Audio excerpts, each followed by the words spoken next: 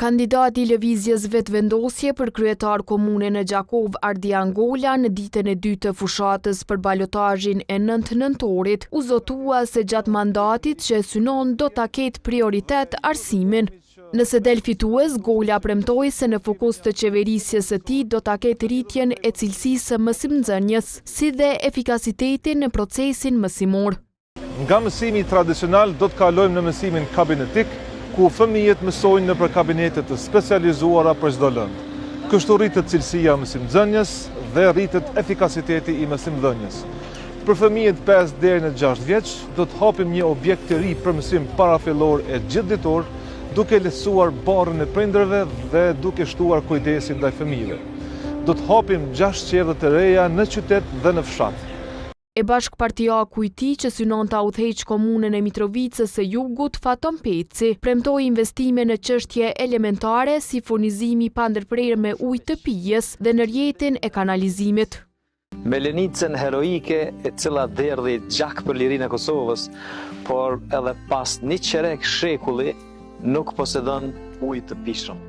E një mirimi të tillë për buzje të shalës së Bajgorës, të qeverisjes në largim, ne do i dhëm fund, për shkak se do ta kthejmë interesimin, investimin dhe vëmendjen në radhë parë për çështjet elementare, sikurse është uji dhe kanalizimi. Edhe këto dy tema, jo vetëm shalë Bajgorës, po gjithë shtetin e Mitrovicës nuk do të jenë temë e diskutimit deri në vitin 2029. Ndërtimi parkingjeve të reja nën toksore, lidhja e rrugëve me synim zvoglimin e të llovistë me vetura, e zgjerimi i shkollës fillore Ismail Qemali, janë disa nga zotimet që u anumroi banorëve të lagjës Bregu i Diellit, kandidati i lëvizjes vetëvendosje për kryetar të Prishtinës, Hajrullah Qeku.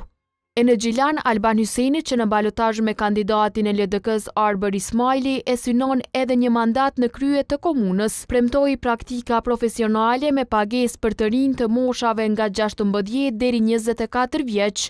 Do të vazhdojmë me fondin për ndërmarrësit e ri, ku financojmë startupe, pra ide të reja për biznes, që garantojnë edhe punësim, por edhe zhvillim për të rinjtë tonë. Por përveç këtyre, për rinjtë tonë kemi bërë edhe jashtëzakonisht shumë, do të vazhdojmë bëjmë edhe më tutje.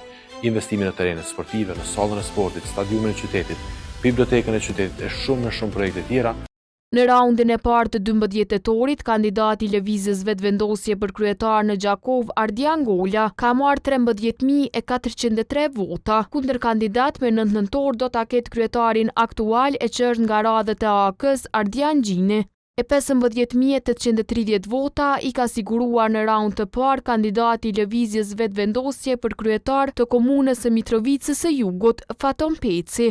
Nga 18 komunat, vetëvendosja ka shkuar në balotazh në 12 qyresh. Kjo parti ka lidhur një numër të vogël marrëveshjesh për koalicion. Përveç marrëveshjeve në Prizren dhe Jonik me AK-n, lëvizja vetëvendosje do ta mbështes Shaban Shabanin e PDK-s në dragazh dhe tashmë ka lidhur marrëveshje me Xhafer Tahirin e LDK-s për Vushtrë.